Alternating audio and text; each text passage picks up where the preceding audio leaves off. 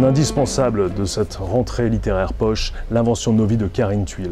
Formidable roman de société, allié à un thriller. Alors, quand je dis thriller, c'est pas du tout une histoire d'espionnage, etc. C'est simplement que l'histoire va à 200 à l'heure, c'est simplement qu'il y a 1000 rebondissements qui vont vous scotcher au mur et qui vont vous faire dévaler ce livre à toute allure.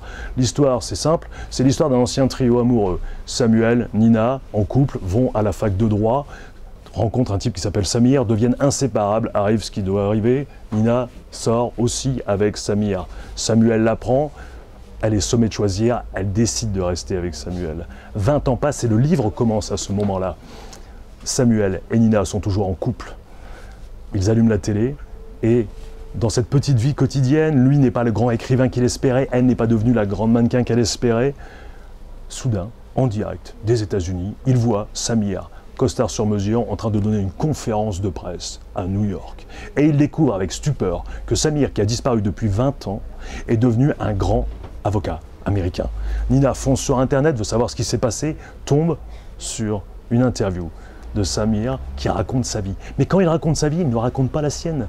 Nina découvre avec stupeur qu'il raconte la vie de Samuel.